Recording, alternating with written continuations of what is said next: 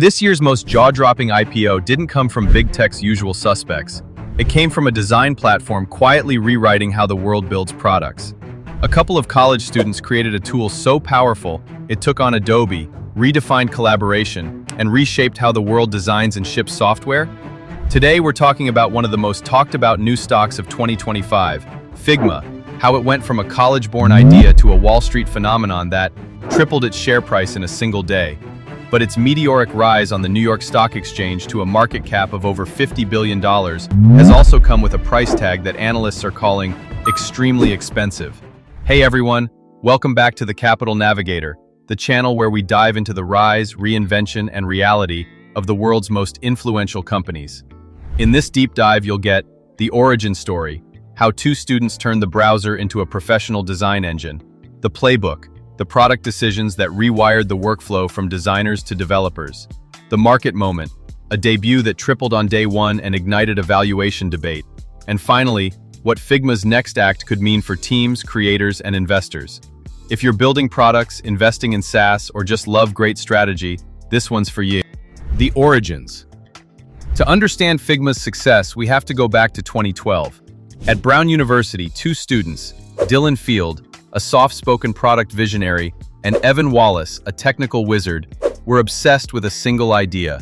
What if design tools were multiplayer? What if design wasn't tied to expensive desktop software? What if you could design collaboratively, inside a browser? Before Figma, the typical design workflow was, well, it was a mess. Up until then, design tools were expensive, heavy desktop programs. You had to install them, save massive files, email versions back and forth, and pray nothing broke. Collaboration? That meant awkward screen shares or files named Final Version 7 sitting in your inbox, and a lot of, is this the latest version? Dylan and Evan wanted to smash that bottleneck. They imagined a design process as seamless as editing a Google Doc.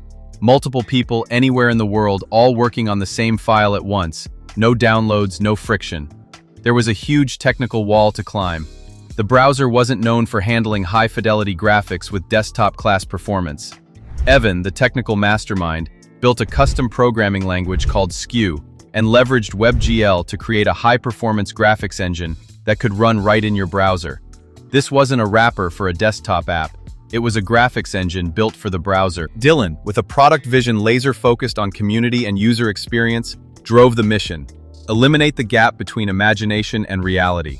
They got early backing from Peter Thiel's fellowship when Field was awarded a $100,000 grant for young entrepreneurs, dropped out of college, and locked themselves in stealth mode. Then he and Wallace dove headfirst into what became Figma, the popular web-based design tool used for user interface and user experience design. For 3 years, they refined their product, pushed browser technology to the limits, and finally launched in 2015 with Figma Design, the first professional cloud-native interface design tool where multiple people could co-edit the same file simultaneously and watch changes appear live. It had the speed and precision of a native app, but with version control that felt like magic and zero install friction. Open a link, and you're in. And designers loved it.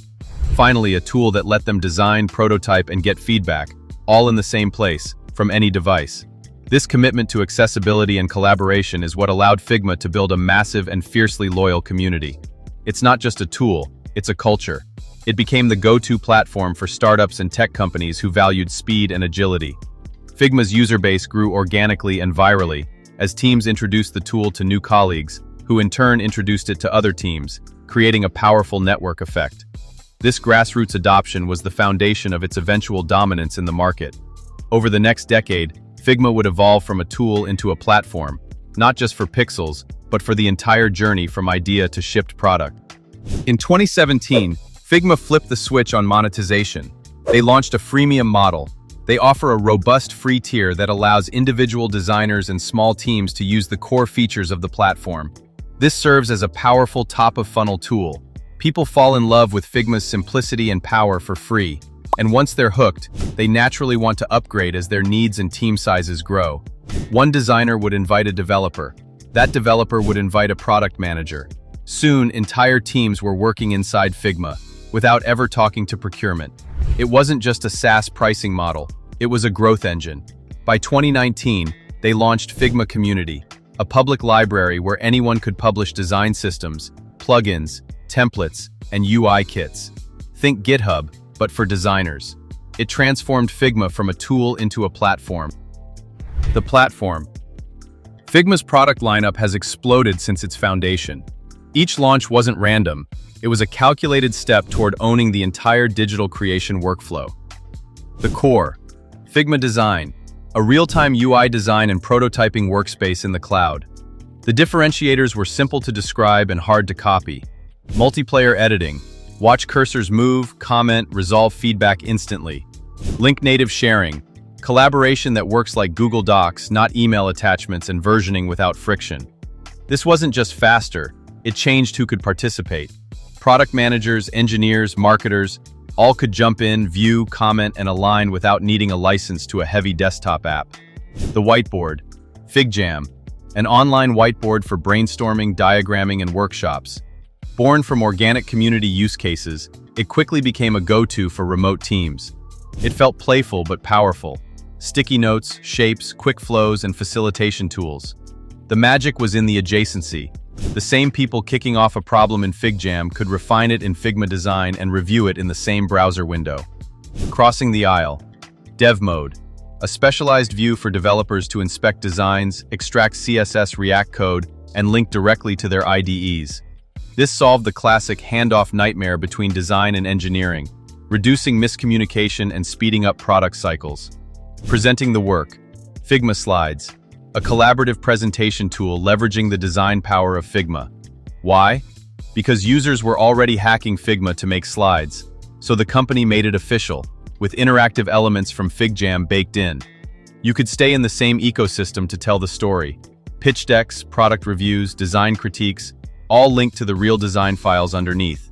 From canvas to web, Figma Sites lets you design a site and publish it directly to the web with a custom URL. It's the same philosophy, reduce the gap between idea and reality. From prompt to prototype, Figma Make takes the next logical leap. Type a natural language prompt, get a working interactive prototype, compressing what used to be days of design into minutes. And among other tools we have, Figma Buzz for scalable marketing production, Figma Draw, and Figma Community. With this extensive platform, Figma has been able to build a robust business model. Figma's monetization is simple and powerful. Figma operates on a seats model, free viewers to maximize reach and collaboration, paid editors for creation, plans that scale from solo to enterprise, including security, governance, and admin controls. The freemium motion seeds adoption. The product-led expansion turns usage into revenue, and enterprise features, like org-wide libraries, roles, advanced permissions, and compliance, make it viable for Fortune 500 teams sitting alongside freelancers and startups. What started as a grassroots movement inside product teams became an enterprise standard, used by startups and giants alike. The ecosystem creates a strong moat, making it incredibly difficult for users to switch to a competitor. Imagine a company with hundreds of design files, plugins, and custom workflows built on Figma. The cost and pain of migrating all of that would be enormous. This model has proven incredibly effective at driving both user adoption and revenue growth. Figma has an impressive net dollar retention, NDR, a key metric for SaaS companies. Their NDR is over 140%, which means that customers who were with Figma last year are spending over 40% more this year. This isn't just because they're adding new customers, it's because their existing customers are so happy with the product that they're expanding their use, adding more seats, and upgrading to more expensive plans. This is a clear indicator of a product that provides immense value and is deeply embedded in its customers' workflows. The Adobe Fail acquisition. In September 2022, the unthinkable happened. Adobe offered to acquire Figma for $20 billion. The announcement rocked the tech world. To some, it made sense. Adobe was feeling the heat. Figma was stealing market share, user love, and the future of design collaboration. But to Figma's community, it felt like betrayal. Social media exploded with backlash. Designers feared Adobe would bloat the product, kill the free plan, or force integration into Creative Cloud. It wasn't just speculation. This was Adobe, the same company known for high-priced subscriptions. Meanwhile, regulators weren't happy either. Antitrust concerns were raised in the US, UK, and EU. The deal stalled. For over a year it dragged on. And then, in December 2023, the deal collapsed. Adobe walked away. 15 months into the regulatory review process, Figma and Adobe no longer see a path toward regulatory approval of our proposed acquisition. The company remained independent, and Adobe had to pay them a $1 billion breakup fee. Instead of sulking, they reinvested the windfall, hiring 500 new employees and accelerating product launches, launched AI-powered design tools, expanded FigJam's features, and doubled down on platform speed and accessibility. And in the biggest twist of all, they prepared to go public, on their own terms. The IPO. With the Adobe deal behind them and $1 billion in cash from the breakup fee, Figma had momentum and capital. In July 2025, just 18 months after the Adobe deal collapsed, the company filed for its IPO. The IPO filing revealed numbers that stunned analysts. Let's take a look at some of its figures. Revenue for 2024, $749 million, up from $504 million in 2023, a stunning annual growth rate of 49%. And for the first quarter of 2025, revenue was $228 million, up 46% from first quarter 2024. However, the company reported a net loss of $732 million in 2024. This was mainly due to a large accounting expense of $889.3 million related to employee stock-based compensation in the form of restricted stock units, RSUs. Excluding this one-time charge, Figma was close to breaking even in 2024. In terms of margins, Figma enjoys very high gross margins, typical of pure cloud-based software, ranging between 88% and 91%. This means its direct costs, infrastructure, bandwidth, account for only 10% to 12% of its revenue. In Q1 2025, it reported a net margin of approximately 19.7%. Wall Street took notice. The company wasn't just another tech darling, it was profitable, with deep user engagement and organic growth that outpaced many legacy SaaS players. By the time they went public in August 2025, Wall Street was primed. The IPO was priced at $33 per share, but by the end of day one, it had tripled, pushing the market cap above $59 billion before settling around $44 billion. But the celebration came with a chorus of skepticism. Some investors called the company overvalued. Its valuation implies that Figma will not only continue its exceptionally high growth, but will also do so sustainably for many years, even as competition intensifies and the market matures. The company will have to consistently beat market expectations for both growth and profitability quarter after quarter to justify this price tag. The IPO's success, while celebratory, has put immense pressure on Figma's management and employees. The stock's volatility is a significant risk. Any slight miss on an earnings report, a slowing of growth, or a competitive threat could lead to a sharp correction in the stock price. The risk. The very things that made Figma unstoppable, the browser, the community, the freemium motion, are also where the pressure will concentrate. Competition will chase multiplayer design and AI-assisted creation.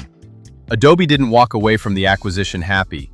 They've doubled down on improving Adobe XD and integrating Firefly, their generative AI engine, into design workflows.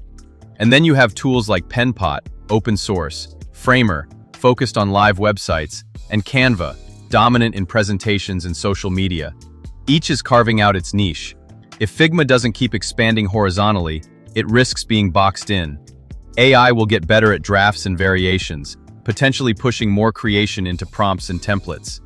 The rise of AI in design is a double-edged sword. While Figma is investing heavily in it, their competitors are too. A breakthrough by a rival in the AI space could quickly erode Figma's competitive advantage. The design industry is in a state of rapid change, and the platform that can best leverage AI will likely be the long-term winner. Figma must maintain a frenetic pace of innovation to stay ahead of the curve. The future. So where is Figma going? If we read between the lines of recent product updates, hiring trends, and Dylan Field's public statements, a bigger picture emerges. Figma isn't just building a design tool, it's building the operating system for product creation. A canvas where ideas start in FigJam, prototypes come to life in Figma Design, engineers use dev mode to extract and ship, AI generates mockups, assets, even code, stakeholders present and gather feedback in slides, all in one place, in real time, in the browser. In the next few years, we could see Deeper integrations with GitHub, Jira, and Notion. Generative design that iterates based on user feedback. Automated version control and branching. Real-time user testing within prototypes. Plugins powered by large language models. And if they pull it off, they won't just own the design process. They'll own the entire product creation stack. Figma started as a dorm room project. It became a designer's secret weapon, then a team-wide collaboration engine. By making collaboration effortless and access universal, they've moved design from a siloed craft to a team sport, becoming a business with revenue, reach, and respect. Will it justify the $50 billion moment it touched on day one? That's a tough number to justify, especially given the current fundamentals. It will depend on whether it can keep doing what it's already done so well, make complex work feel effortless, and keep everyone, not just designers, in the flow. If you found this deep dive useful, don't forget to like, comment, and subscribe to the Capital Navigator. We break down the biggest business stories so you can stay one step ahead.